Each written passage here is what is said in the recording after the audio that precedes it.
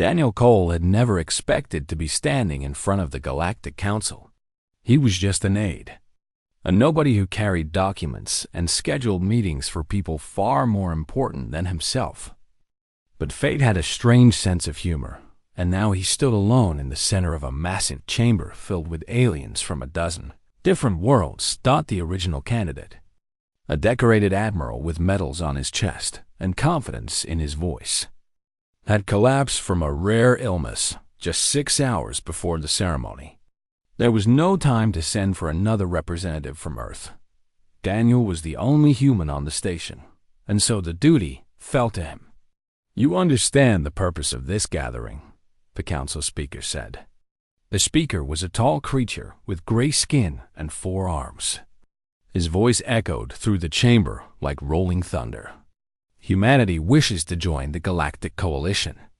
To prove your commitment, you must participate in the Unity Bonding.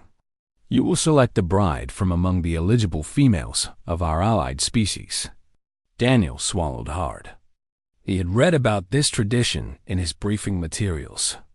It was ancient, dating back thousands of years. Marriage alliances between species had prevented countless wars. But he had never imagined he would be the one making such a choice. "The candidates have been assembled," the speaker continued. 12 females from 12 worlds, each one willing to bond with a human representative. Choose wisely, Daniel Cole of Earth. Your decision will shape relations between our peoples for generations. A massive screen flickered to life behind the speaker. Images of the candidates appeared one by one. There were princesses draped in silk and jewels. There were diplomats with kind eyes and gentle smiles.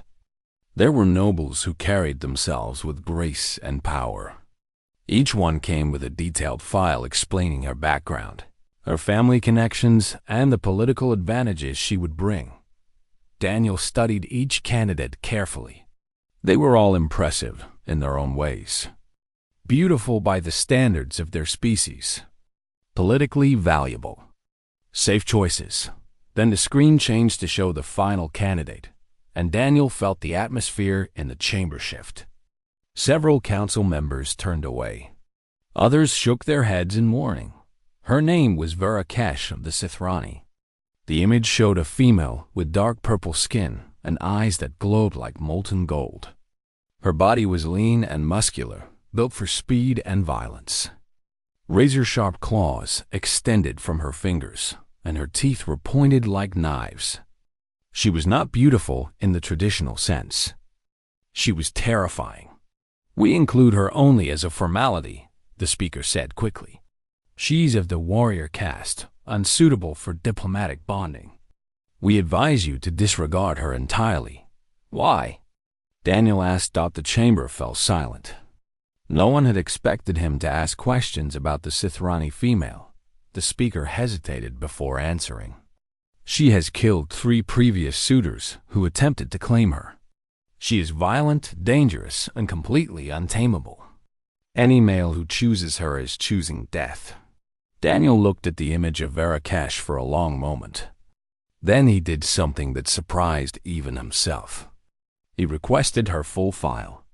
The council members exchanged worried glances. One of them, a small creature with blue fur, leaned forward. "Human, you do not understand. The Sithrani are predators. Their warrior caste is raised from birth to kill without hesitation. Verakesh is considered extreme even by their standards. She shows no mercy, no softness, no capacity for connection. She will tear out your throat before the bonding ceremony is complete." "I would still like to see her file," Daniel said calmly. The file was transferred to his personal device. Daniel read through it carefully while the council watched in confused silence. The document was thick with warnings and incident reports. But Daniel had learned long ago to read between the lines. He had spent years in the diplomatic corps, analyzing documents for hidden meanings and buried truths. The first suitor had been a wealthy merchant, from a species known for their cunning. The report said Verakesh had killed him on their second night together. But a small note at the bottom mentioned that traces of a paralytic drug had been found in her food that evening. The second suitor had been a military commander. Varakash had killed him within hours of their first meeting. The report called it unprovoked aggression, but another note mentioned that restraining devices had been found in his luggage. The third suitor had been a prince from a powerful family. Varakash had killed him in front of witnesses. The report described it as savage murder, but the witness statements buried deep in the appendix mentioned that the prince had been attempting to force himself on her. When she struck, Daniel closed the file and looked up at the council. His heart was beating fast, but his voice was steady. "I have made my decision," he said. The speaker nodded.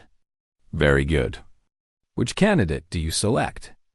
"Varakash of the Sithrani." The words hung in the air like a death sentence. For a moment, no one moved. No one breathed. Then chaos erupted.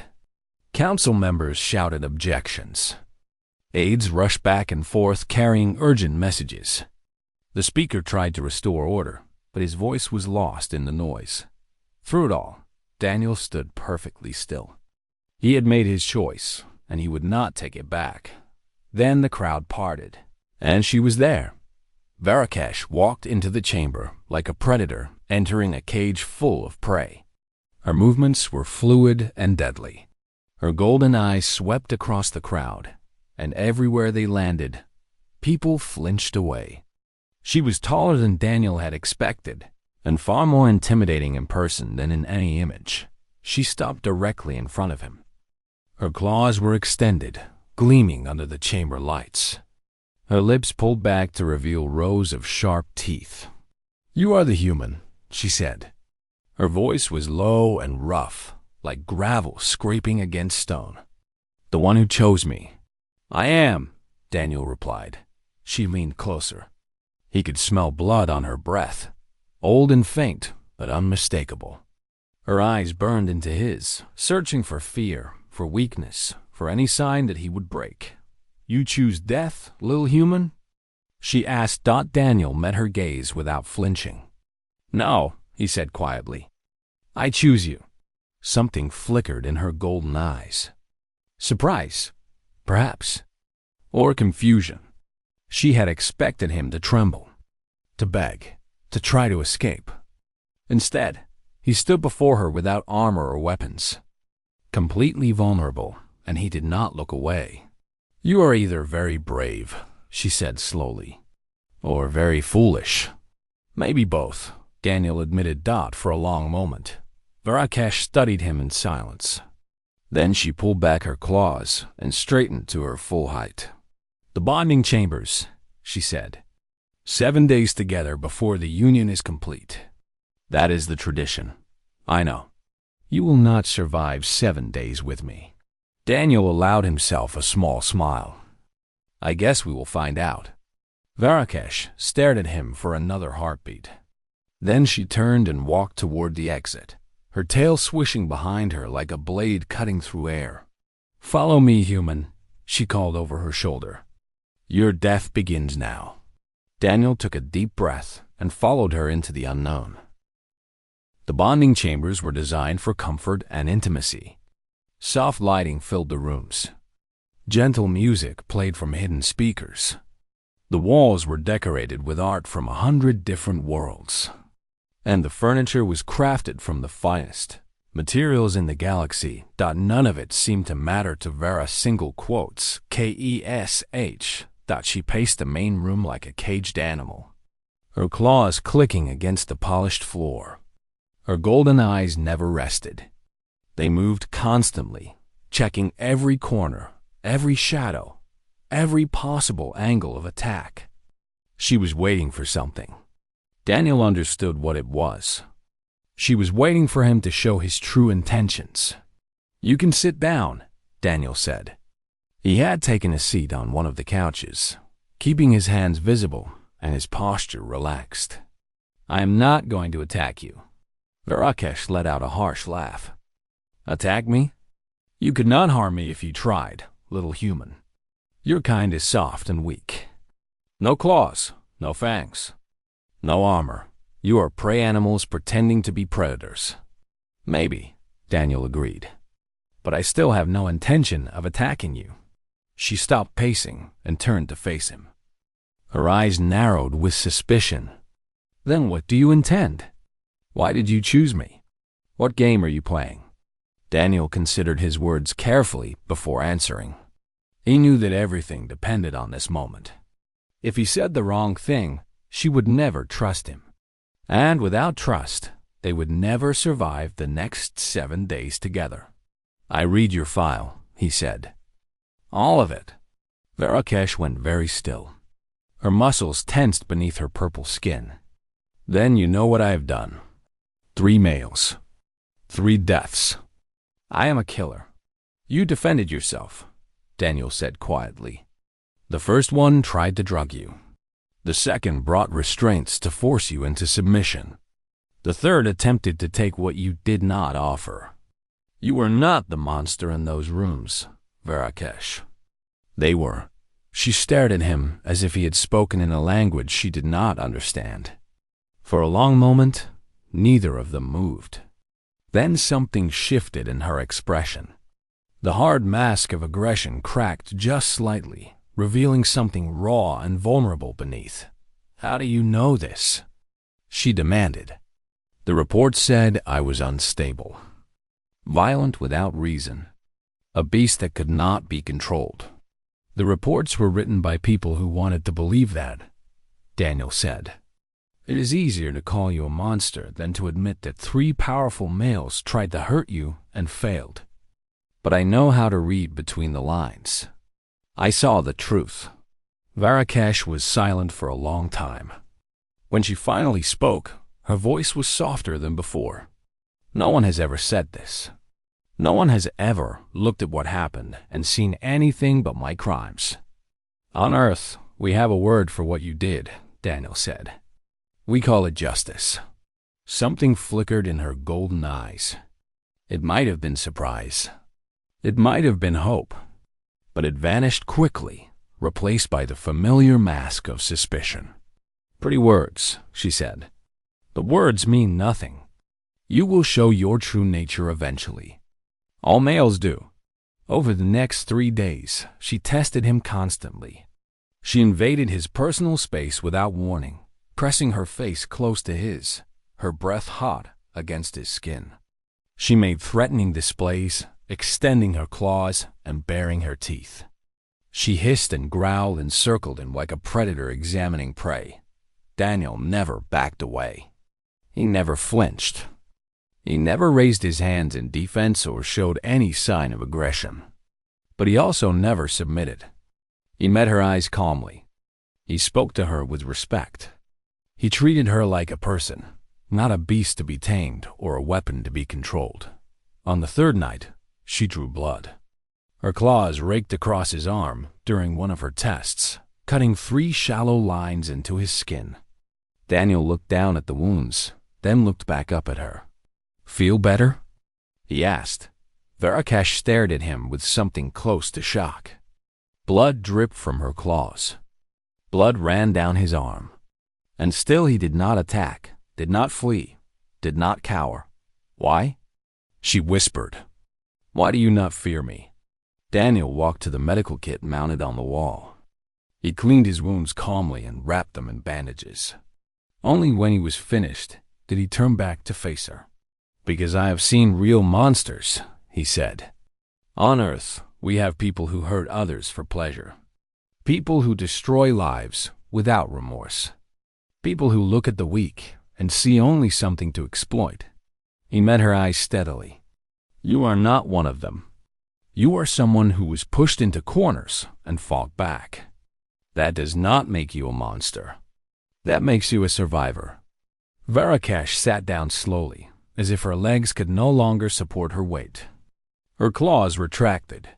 Her shoulders dropped. For the first time since Daniel had met her, she looked tired.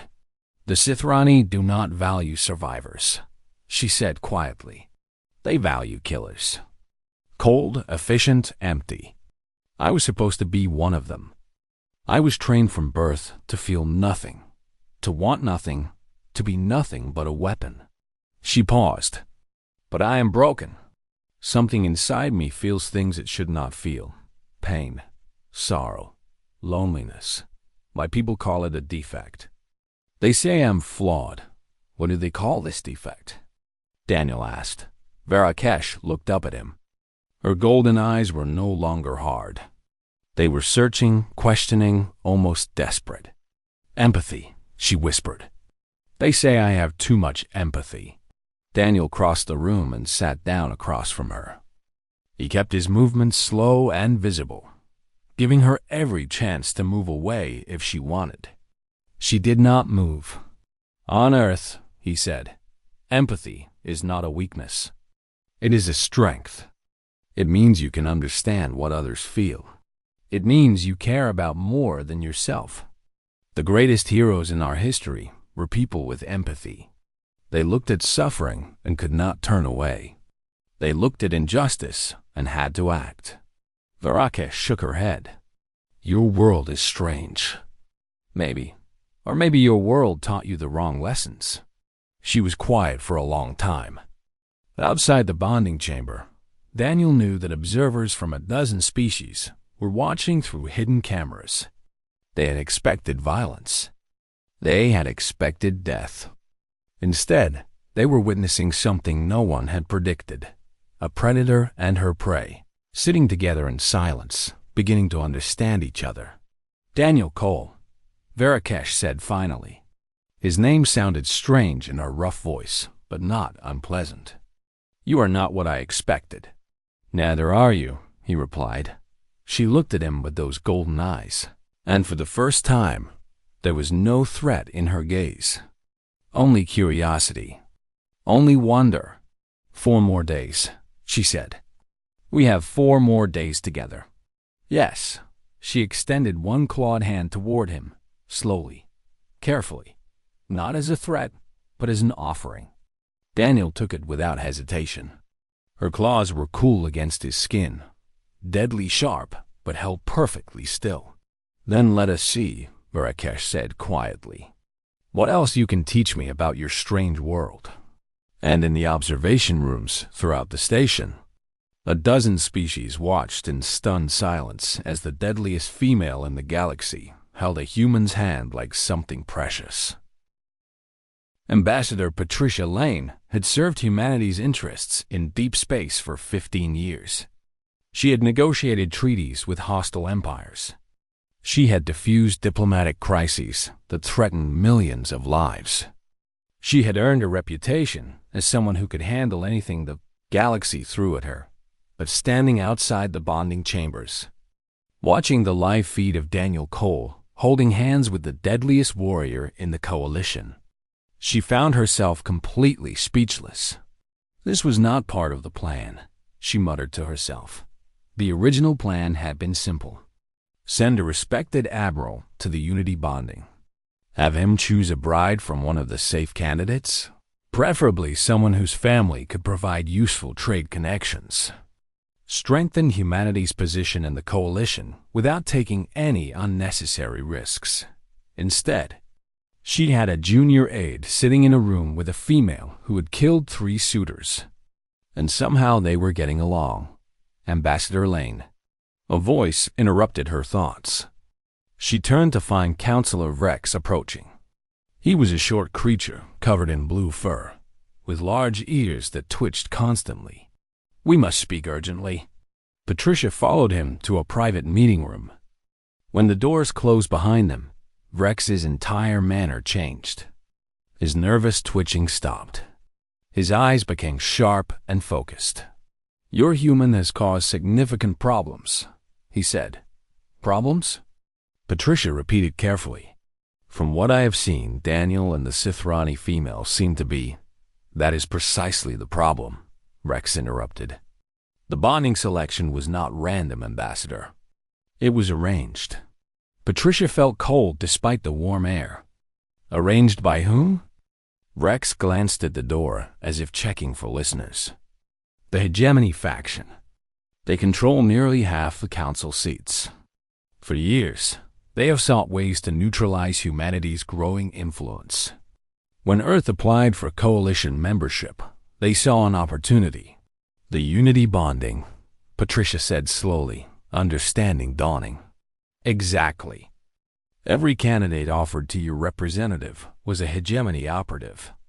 Spies trained since childhood to infiltrate, observe, and report. Whichever one your human chose would have provided the hegemony with direct access to Earth's military strategies, diplomatic communications, and technological secrets. Patricia's hands tightened into fists. All of them? All 12 candidates?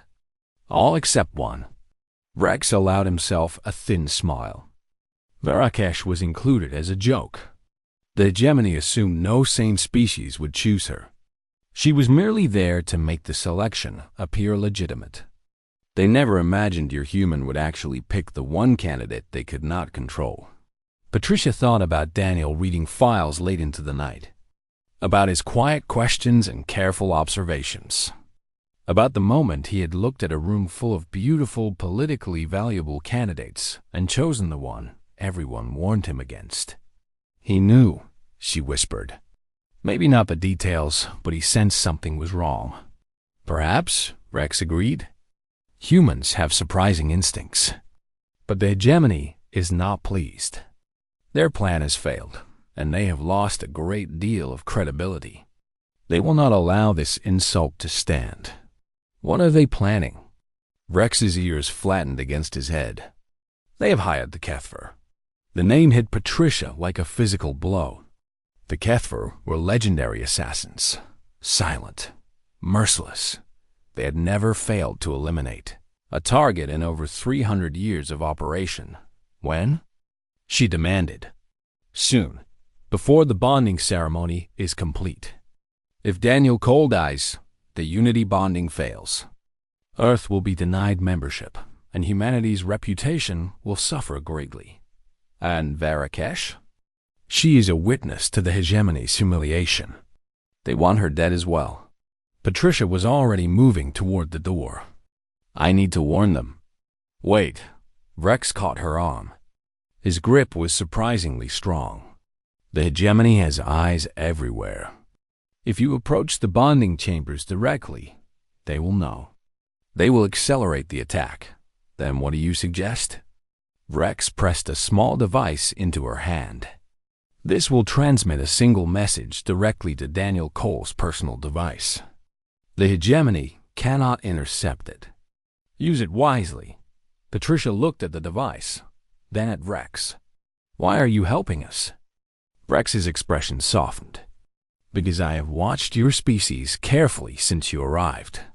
You are young and reckless, and sometimes foolish. But you are also kind in ways that other species have forgotten how to be. The galaxy needs more kindness. He stepped back. Now go. And pray your human is as clever as he seems. Inside the bonding chambers, Daniel was teaching Verakesh how to play cards. It was a simple game from Earth, nothing complicated. But she approached it with the same intensity she brought to everything else. Her golden eyes tracked every movement of the cards. Her claws clicked against the table as she calculated odds and strategies. You are letting me win, she accused. I am not, Daniel protested. You are just very good at this. A soft chime interrupted their game. Daniel looked down at his personal device. A message had arrived through an encrypted channel he did not recognize. He opened it and read the contents. His blood ran cold. What is wrong? Verakesh asked immediately. She had noticed the change in his expression, the sudden tension in his shoulders. Daniel showed her the message. Her eyes scanned the text once, twice, 3 times. Then she rose to her feet in one fluid motion, her claws extending, her muscles coiling beneath her skin. Kethver, she growled. 3 of them coming. They want us dead. Can you fight 3 Kethver alone? Verakesh hesitated. It was a small pause, barely noticeable, but Daniel caught it. I can kill 1. Perhaps 2. But 3. She shook her head. They are the best assassins in the galaxy for a reason. Then we need a plan. We need to escape. The chamber has emergency exits. I can get you to a safe zone before they arrive. No. Daniel stood and faced her directly. I am not running while you fight alone. We face this together. Verakesh stared at him. You are soft, fragile. You have no claws, no fangs, no training for combat. You will die. Maybe, Daniel admitted. But I would rather die standing beside you than live knowing I abandoned you. Something shifted in her golden eyes. Something deep and powerful that she had spent her whole life trying to suppress. Her hand moved without conscious thought, reaching out to touch his face. Her claws, deadly enough to cut through steel, brushed his cheek with impossible gentleness. Foolish human, she whispered. Why do you care so much? Because that is what humans do, Daniel said. We find people worth caring about, and we refuse to let them go. A sound echoed from somewhere beyond the chamber walls. Soft footsteps. Too quiet for most species to hear. But Varakesh's ears were sharper than most. They are here, she said. Daniel picked up a heavy chair. It was not much of a weapon, but it was something. Varakesh positioned herself between him and the door, her body low and ready to strike. Stay behind me, she ordered. Stay alive, he countered. The door exploded inward. 3 shadows flowed into the room like liquid darkness. The Kethver had arrived. They were tall and thin, covered in black scales that seemed to absorb light. Their eyes were empty white orbs. Their hands ended in curved blades that grew directly from their bones. The leader tilted its head and looked at Daniel with cold amusement. The human chose to stay. Interesting. Varakesh snarled. You want him? You go through me. The Kethver exchanged glances. Then they moved. The chamber became a storm of violence. Varakesh moved like lightning given form. She intercepted the first Kethver before it could reach Daniel, her claws tearing through the air in a deadly arc. The assassin barely dodged, its blade scraping against her arm as it twisted away. The second assassin circled left, trying to flank her. The third went right, heading directly for Daniel. Daniel, move! Varakesh screamed. Daniel did not freeze. He did not panic. Years ago, before he had joined the diplomatic corps, he had served in Earth's military. The training had faded but never disappeared. His body remembered what his mind had tried to forget. He swung the chair at the approaching assassin with all his strength. The Kethver blocked it easily, shattering the furniture into splinters. But the attack bought Daniel a precious second to move. He rolled sideways, grabbing a broken chair leg as a weapon. The assassin hissed in surprise. It had expected the human to cower, to beg, to die quietly like prey should. Instead, this strange creature was fighting back. Across the room, Varakesh was locked in combat with 2 Kethver at once. She was faster than them, stronger than them, more savage than them. But there were 2 of them, and they worked together with perfect coordination. Every time she pressed an advantage against one, the other would strike from behind. Blood flew through the air. Some of it was black, belonging to the assassins. Some of it was purple, belonging to Vera single quotes KESH. Daniel faced his own opponent. The Kethver was playing with him now, enjoying the moment. Its blade hands flickered out in quick strikes, cutting shallow wounds across Daniel's arms and chest. It was trying to weaken him through blood loss before delivering the final blow. But Daniel had learned something important during his time in the military. Pain was just information. Fear was just a chemical reaction. Neither had to control him. He feinted left, then threw himself right. The Kethver's blade missed his throat by inches. Daniel drove his makeshift weapon forward with all his strength. The broken chair leg was not sharp, The momentum and desperation made up the difference. The wood punched through the assassin's scales and buried itself deep in its chest. The HFY staggered. Its white eyes widened in shock. No prey had ever wounded it before. No victim had ever fought back with such fury that Daniel did not hesitate. He grabbed a shard of broken glass from the floor and slashed it across the assassin's throat. Black blood sprayed across his hands. The creature collapsed, twitching, dying. One down. WomaHFY had seen what Daniel did. Something changed in her. The doubt that had slowed her movements disappeared. The fear that had weakened her strikes vanished. If this soft, clawless, fangless human could kill a HFY through sheer determination, then she could do no less. She let out a roar that shook the walls.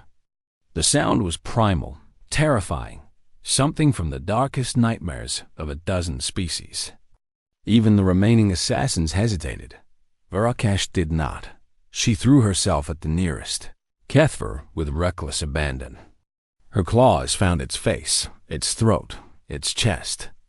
The assassin tried to defend itself, but she was everywhere at once, a whirlwind of purple death. Within seconds, it was over. The second HFY fell, torn apart by a female it had underestimated. The final assassin looked at its fallen companions. It looked at the humans standing over one body and the scifistories standing over another. Its cold calculations told it that victory was no longer possible. It tried to run. Daniel grabbed a piece of debris and threw it with desperate accuracy. The heavy chunk of metal caught the fleeing assassin in the back of its leg, sending it crashing to the ground. WomaHFY was on it before it could rise. She pinned it down with her full weight, her claws pressed against its throat.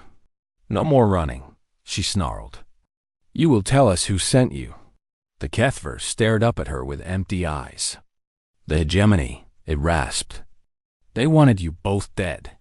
You ruined their plans. They could not allow the insult to stand." "Who in the hegemony?" Daniel demanded, kneeling beside the creature. "Give us names." The assassin laughed, a wet, gurgling sound.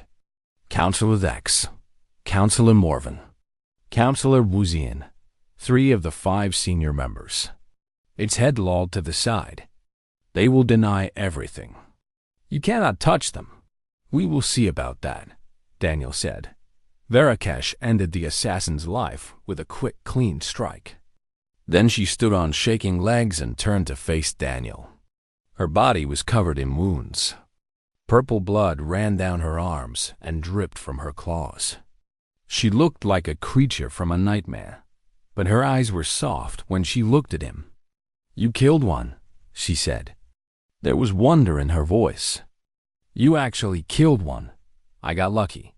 "No." She stepped closer to him, ignoring her own injuries. "The others always told me humans were weak, fragile, easy prey. But you—" She reached out and touched the blood on his chest, the wounds he had taken without complaint. "You fought like a warrior." Daniel shook his head. "I fought like a man protecting something important." "And what is that?" "You." WomaHFY went very still. In her entire life, no one had ever tried to protect her. She was the warrior. She was the weapon. She was the one who protected others through violence and fear. The idea that someone would stand beside her, bleed for her, fight for her, was something she had never imagined possible. "We need to get you to the medical bay," Daniel said. "You are losing too much blood. I will survive." "I know you will, but I'm taking you anyway." He wrapped his arm around her waist and supported her weight as they walked toward the door. WomaHFY could have pushed him away. She was still strong enough to walk alone. But she did not push him away. She leaned into him instead, letting herself be vulnerable for the first time in her life. Outside the chamber, security teams were finally arriving. News of the attack had spread across the station. Councillor Rex was there with Ambassador Lane. A dozen species had gathered to see the aftermath. They found a human covered in blood. Supporting a wounded Sithrani warrior surrounded by the bodies of 3 HFY assassins. The site was burned into their memories forever. "Get a medical team," Daniel ordered, his voice steady despite his exhaustion. Now, the medical team arrived within minutes. They tried to separate Daniel from Verakesh so they could treat her wounds. She snarled at them until they backed away. "He stays," she said, "or I kill everyone in this room." No one doubted that she meant it. Daniel stayed by her side as they treated her wounds. He held her hand through the pain, his fingers intertwined with her deadly claws. She gripped him tightly, drawing strength from his presence. As the doctors worked, Verakesh turned her head to look at Daniel. Her golden eyes were clouded with exhaustion and blood loss, but her voice was clear. "They called me broken," she whispered. "My whole life, they said I was defective. Too much feeling, too much empathy, not enough cold." Daniel squeezed her hand. "And what do you think now?" She was quiet for a long moment. Then, slowly, she smiled. It was a strange expression on her fierce face, unpracticed and awkward. But it was genuine. "I think," she said softly, "that you chose the broken one. I'm glad you did." Daniel brought her hand to his lips and kissed it gently, claws and all. "I chose the one who was strong enough to stay kind," he said. "And I would choose you again." In the observation room, Patricia Lane watched the scene with tears in her eyes. Beside her, Council of Rex nodded slowly. "Perhaps," the blue-furred alien said, "humans are exactly what this galaxy needs." The Grand Hall of Harmony Point had never been so crowded. Representatives from every species in the Coalition had gathered to witness the Unity bonding ceremony. Some had come out of curiosity. Others had come out of political obligation. But most had come because they simply could not believe what they had heard. A human had chosen Verakesh of the Stithrani. They had survived an assassination attempt together. They had killed 3 HFY assassins. And now, against all odds, they were about to complete the bonding ceremony. The hegemony faction was conspicuously absent. Councilors Vex, Morven, and Wizen had been arrested the night before. The captured assassin's testimony, combined with Ambassador Lane's diplomatic pressure, had been enough to bring charges against them. The hegemony's power was broken, at least for now. Daniel stood at the center of the hall, wearing formal human attire. His wounds had been treated, but the bandages were still visible beneath his clothes. He wore them like medals of honor. The crowd murmured as Verakesh entered the hall. She walked slowly, not because of her injuries, which had mostly healed thanks to advanced medical technology, but because she wanted everyone to see her clearly. Her purple skin gleamed under the ceremonial lights. Her golden eyes swept across the assembled species without fear or shame. She wore traditional Stithrani bonding garments, elegant robes that left her arms bare to display her claws. Some of the gathered aliens flinched when they saw those deadly weapons. Others simply stared in fascination. Verakesh stopped beside Daniel. He smiled at her, and after a moment of hesitation, she smiled back. The expression was still awkward on her predator's face, but it was getting more natural with practice. The ceremony speaker stepped forward. He was an ancient creature from a species known for their neutrality, chosen specifically because he had no ties to any faction. "We gathered today to witness the unity bonding between Daniel Cole of Earth and Verakesh of the Stithrani," he announced. "This ceremony has been performed thousands of times over the centuries. It has united species, ended wars, and forged alliances that have lasted generations." He paused and looked at the couple before him. "But I have never seen a bonding quite like this one." A soft ripple of agreement passed through the crowd. "The traditional vows will now be exchanged," the speaker continued. "Daniel Cole, do you accept Verakesh as your bonded partner? Do you swear to stand beside her in times of peace and conflict, in prosperity and hardship, until your final breath?" "I do," Daniel said without hesitation. Verakesh, do you accept Daniel Cole as your bonded partner? Do you swear to stand beside him in times of peace and conflict, in prosperity and hardship, until your final breath? Verakesh's voice was steady. I do, the speaker nodded. The traditional vows are complete. The bonding is recognized by galactic law. He turned to address the crowd. From this moment forward, these two are joined as one. Their union represents the alliance between humanity and a coalition.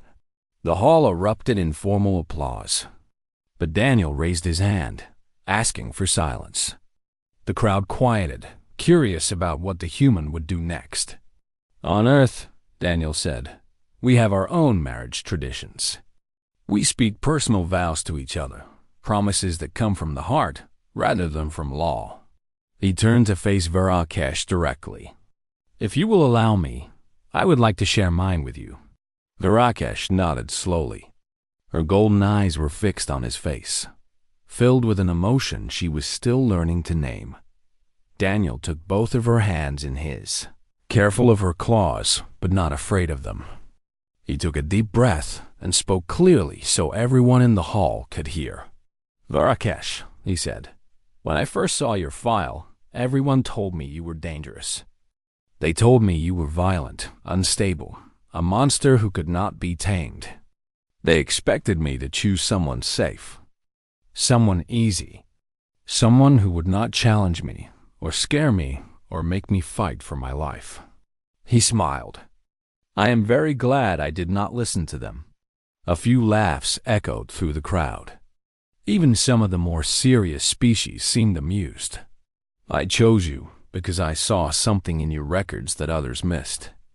I saw someone who had been pushed into corners again and again, and who had refused to break. I saw someone who had been called defective for having feelings, and who kept feeling anyway. I saw strength that had nothing to do with claws or fangs. Daniel's voice softened. I promise to stand beside you, not behind you or in front of you. I promise to see you as you truly are, not as others have defined you. I promise to fight for you when necessary, and to hold you when fighting is done. And I promise to spend the rest of my life showing you that empathy is not a weakness. It is the greatest strength any being can have. Verakesh stood frozen. Her claws trembled slightly in Daniel's hands.